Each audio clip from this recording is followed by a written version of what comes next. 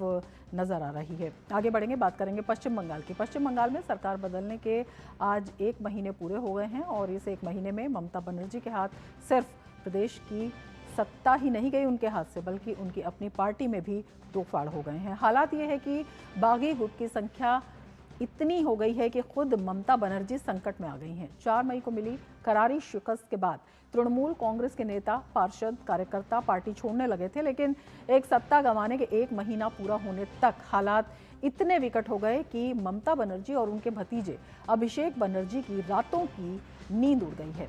अब 58 विधायकों के साथ बागी गुट ने टीएमसी पर दावा ठोक दिया है।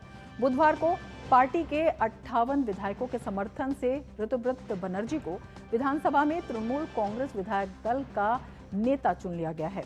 ममता बनर्जी के लंबे राजनीतिक करियर के लिए यह सबसे बड़ा झटका साबित हुआ है। बहरहाल पार्टी के भविष्य पर चर्चा जारी है। वहीं ममता बनर्जी के भतीजे और टीएमसी के राष्ट्रीय महासचिव अभिषेक बनर्जी से साइन कांड में जहां 8 जून को सीआईडी ने तलब किया, वहीं पश्चिम बंगाल के बहुचर्चित प्राथमिक शिक्षक भर्ती भ्रष्टाचार मामले में प्रवर्तन निदेशालय ने अपनी कार्रवाई तेज कर दी है। इस मामले में ईडी ने पूछताछ के लिए अभिषेक बनर्जी को आधिकारिक समन जारी करते हुए 15 जून को पेश होने का आदेश दिया। वहीं भ्रष्टाचार मुक्त शासन के लिए प्रतिबद्ध शुभेंदु सरकार की ताबड़तोड़ कार्रवाई के बाद टीएमसी के दौर में भ्रष्टाचार, कानून व्यवस्था की बदहाली से जुड़े एक के बाद एक मामले सामने आ रहे हैं। कहीं नोटों का जखीरा मिल रहा है तो कहीं असलहे मिल रहे हैं। ताज़ा मामला बंगाल के दक्षिण 24 परगना में टीएमसी नेता शौकत मुल्ला का है, जहां उसके घर पर एनआईए की छापेमारी जारी है। आपको बता दें कि पिछले साल मार्च में भांगड़ में बम बनाते समय विस्फोट हुआ था, जिसमें एक युवक की मौत हो गई थी। उसी मामले में एनआईए जांच कर रही है। इसी सिलसिले में एनआईए आज शौकत मुल्ला के घर पर पहुंची। हालांकि शौकत मुल्ला तो घर पर नहीं मिले, लेकिन एनआईए ने उनके बेटे इमरान मुल्ला को हिरासत में लेकर कई स्थानों पर तलाशी अभियान चलाया। वहीं एनआईए के अधिकारी मामले से जुड़े कई पहलुओं की भी जांच कर रहे हैं। हमारे संवाददाता सौरभ दत्ता इस वक्त जुड़ चुके हैं हमारे साथ और ज़्यादा जानकारी के साथ। सौरभ, शौकत मुल्ला के घर पर एनआईए की रेड चल रही है, क्या कुछ जानकारी सबसे पहले इस मामले में? देखिए रमा जी, आज सुबह से शौकत मुल्ला के पहले जो मऊखाली का जो घर है वहां पर पहले एनआईए की टीम पहुंची और पहुंचने के बाद जब शौकत मुल्ला को वहां पर वो नहीं मिला तो वहां से वो लोग सीधे चले गए और जो शौकत मुल्ला के जो बेटे जहां पर है उनको साथ लेकर और भी सारे जो घर है, पंचायत समिति के जो घर है, सभा सभापति है, उनके घर वो चले गए और जाकर पूछताछ किया। अभी भी जारी है, लेकिन शौकत मुल्ला का अभी भी कहीं खोज नहीं मिला है। लेकिन एनआईए की टीम पूरी तरह से उनको बेटे को अपने हिरासत में लेकर डिटेन कर एक के बाद एक जगह पर उनकी तलाशी जारी रखा है। बिल्कुल, ये भी आपसे जानना चाहेंगे सौरभ, किस तरह से ममता बनर्जी की मुश्किलें लगातार बढ़ती जा रही हैं? सत्ता तो चली गई, पार्टी भी हाथ से जाने के कगार पर है। देखिए मुश्किलें तो बढ़ रही है क्योंकि कल जो विधायक है, जो 58 विधायक हैं, उन्होंने अपनी अलग से जो पार्टी की जो व्हिप था कि डेपुटी नेता विपक्ष होंगे शुभेंदु चट्टोपाध्याय, डेपुटी लीडर होंगे असीमा पात्रा, नयना बंदोपाध्याय, चीफ व्हिप होंगे फिरहाद हकीम, उसको खारिज करके उन्होंने अपना नेता विपक्ष चुना है नेता बंदोपाध्याय को, और डेप्यूटी लीडर और बाकी सारे चीफ व्हिप नेता है उनको चुना है। और इसी के चलते अब आगे चल के तो ममता बनर्जी ने भी अपनी पार्टी की सारी जो समिति है उसको भी तोड़ दिया है। अभी तृणमूल का कोई ऑर्गेनाइजेशन एग्जिस्ट नहीं कर रहा है। तो अभी ममता बनर्जी आगे चलकर कैसे ये सारी समिति फॉर्म करते हैं, नेक्स्ट क्या कदम उठा पाएंगे, पार्टी की तरफ से ये कहा जा रहा है कि ऋतव्रत बंदोपाध्याय, संदीपन शाह दोनों ही पार्टी से निष्कासित विधायक है। तो बाकी जो तृणमूल के सिंबल से जीते हुए कैसे तृणमूल के जो नेत्री है उनको उनका जो आदेश है उनको ना मानकर कैसे विरोध अपना पार्टी खड़ा करते हैं, तो इसको वो अदालत में भी चैलेंज करने की सोच रहे हैं। और साथ ही साथ ममता बनर्जी और ये सौरभ, ये जो मुश्किलें इसलिए भी बढ़ रही हैं लगातार, जिस तरह से भ्रष्टाचार के मामले सामने आ रहे हैं, एनआईए की जो कार्रवाई हो रही है, अभी जिस तरह से हम जिक्र कर रहे हैं शौकत मुल्ला के घर पर एनआईए की रेड, ये कितना जो है गंभीर मामला था, इस घटना के पीछे की भी जो पूरी कहानी है वो आपसे जानना चाहेंगे।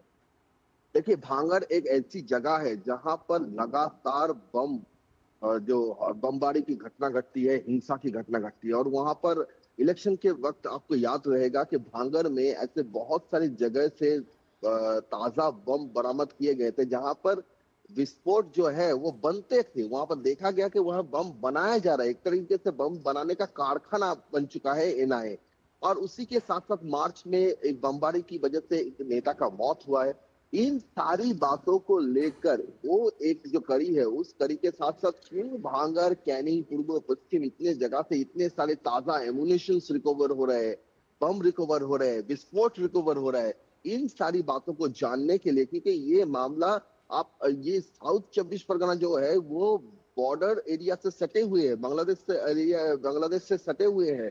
तो यहाँ पर किस तरह के कार्रवाई चल रहे हैं, कैसे कैसे लोग यहाँ रह रहे हैं, कैसे कैसे ताजा एमुनेशन, ताजा बम, उसके बम बनाने की जो विस्फोट होता है वो कैसे वहां पर पहुंच रहे हैं, जो इलीगल आर्म्स है उसका भी सप्लाई वहां पर मिल रहा है, कि कारखाना जैसा है कि वहीं पर इलीगल आर्म्स बन रहा है। तो ये देश के सुरक्षा के साथ भी जुड़ा हुआ है। इसी का एक बड़ा कारण है कि नेशनल इन्वेस्टिगेशन एजेंसी एनआईए इस बात को जांच कर रही है। और जैसे बंगाल में आप भांगड़ से लेकर मुर्शिदाबाद तक, ये जो पूरा जो बेल्ट है, जो बांग्लादेश एडजेसेंट एरिया है, क्यों ऐसी जगह पर ही ज्यादा प्रॉब्लम देखा जा रहा है बंगाल में? कैसे, क्यों ऐसी जगह पर बमबारी एक आम बात हो चुका है, बम का मिलना एक आम बात हो चुका है, इलीगल आर्म्स मिलना एक आम बात हो चुका है। तो इन सारी बातों को जांच करने के लिए जो जो इनके कैरेक्टर है, क्योंकि तृणमूल नेता शौकत मोल्ला का आरोपी क्यों है, क्योंकि शौकत मोल्ला ऐसे एक आदमी है जिनको ममता बनर्जी भी कही थी कि तुम अब जरा बम बांधना जरा कम करो। तो उनका इतिहास है, उनकी खुद की नेत्री ये बात करती है, लीडर ये बात कही है। तो इसी सारी बात को लेकर ये बात जैसे जैसे ये जांच बढ़ेगा, शौकत आप समझ रहे हैं कि सुबह से जिस तरह से शौकत मोल्ला की तलाश में एनआईए एक के बाद एक जगह पर जा रही है, इससे भी पता चलता है कि एनआईए की इस इन्वेस्टिगेशन में कितना अहम कड़ी है शौकत मोल्ला। अभी तक जो जांच एजेंसी है उसके हाथ में क्या लगा है और इस मामले की पूरी जांच किस तरह से चली है, सौरभ? देखिए, इस बारे में ज्यादा कुछ इंफॉर्मेशन है नहीं हमारी, क्योंकि एनआईए की टीम सुबह से पहुंची है, एक के बाद एक जगह पर वो जा रहे हैं, और जाने के बाद वहां से क्या मिल रहा है उसका अभी तक कुछ ब्रीफिंग भी नहीं है। सिर्फ छवि आ रही है कि एक के बाद एक जगह पर जा रही है, क्या बातचीत हो रहा है। और ये नेशनल इन्वेस्टिगेशन एजेंसी का मामला है, तो उस पर इन्वेस्टिगेशन के लिए भी इन्वेस्टिगेशन के इंटरेस्ट में ही ज्यादा कुछ इंफॉर्मेशन दिए नहीं जा रहे। लेकिन एक बात सही है कि ये तो पता चल रहा है कि शौकत मोल्ला इस पूरे मामले में, पूरे जिसके लिए एनआईए इसमें जांच बिल्कुल, कर काफी रही है, गंभीर उसमें और शौकत संवेदनशील मोल्ला मामला है। है। आप नजर बनाए रखें सौरभ, बहुत शुक्रिया तमाम जानकारी के लिए। तो ममता बनर्जी की जो मुश्किलें हैं वो लगातार बढ़ती चली जा रही हैं, और हाल ही में ये जो मामला है ये अपने आप में काफ़ी गंभीर है, काफ़ी संवेदनशील मामला है। और एनआईए की जो रेड है वो शौकत मुल्ला के घर पर जो है इस वक्त चल रही है, और शौकत मुल्ला के जो बेटे हैं उनको गिरफ्तार कर लिया गया है। टीएमसी नेता हैं शौकत मुल्ला, जिनके घर पर एनआईए की रेड चल रही है, और शौकत मुल्ला के ठिकानों पर भी एनआईए की जो छापेमारी है वो लगातार जारी है। मार्च में भांगड़ में बम बनाते समय जो विस्फोट हुआ था उसको लेकर लगातार ये जो रेड है एनआईए की वहाँ पर जारी है।